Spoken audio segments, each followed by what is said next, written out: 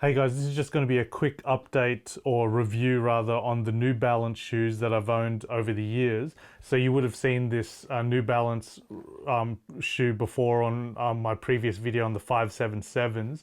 These have lasted such a long time, such an incredible run with these shoes. Sorry, it's a bit dirty here. And only I guess I drag a bit on my right foot. And you can see it sort of starting to puncture through here. I think this is still waterproof, but you can see the wear and tear there, and it's starting to eat away at the sole here. And I think a bit of shoe glue could fix this, but other than that, the rest of the shoe is completely intact. And it still looks pretty good. Like a little bit of a clean, and it's still good to go. So the longevity on the New Balance 577s is just incredible, and I think that a huge credit goes obviously to the Made in England team, the team in England who make the New Balance shoes. I think they just have unbelievable craft, and you get such longevity out of them. The other shoe that has lasted a really long time, and this is like almost everyday use, was the 576, and these have lasted several years. Granted, I haven't worn them much in the last couple of years. In 2020 I did wear these quite a bit.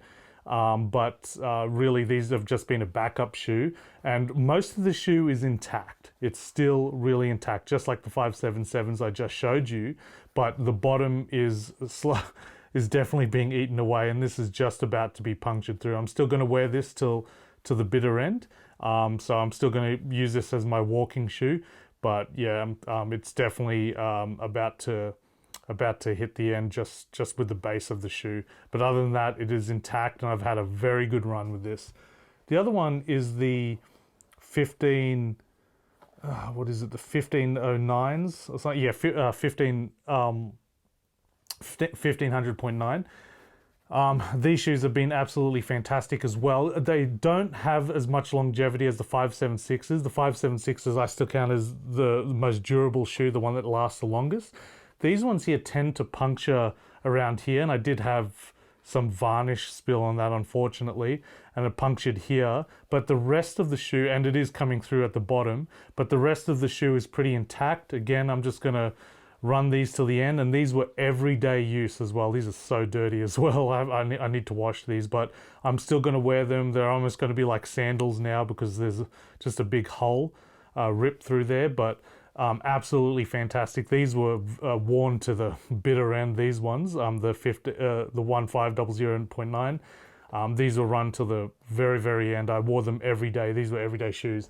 And the new shoe I got, which is still sitting as a backup because the other New Balance shoes haven't faded yet, is another 1500.9 shoe, and this one's just beautiful. I love the purple on this, and again, made in England, and you can see details of where they are on the map. A Flimby factory in England, but the craft of their shoes is just absolutely incredible. I highly recommend them. So these, I still haven't got to these. I bought them for a good price on eBay because the Australian store doesn't have a very good The Australian New Balance store doesn't have a very good selection of the Made in England shoes. I'm guessing that's because of the coronavirus. But I highly recommend any of the Made in England shoes. But in particular, if I could only pick one, I would recommend the model, the 576s, if you can. Just out of all of them I've had, even the 577 anniversaries, the 15009s, the ones that have easily lasted the longest have been the 576s. So any of these models, these are the number one. So New Balance Made in England shoes, I highly recommend them.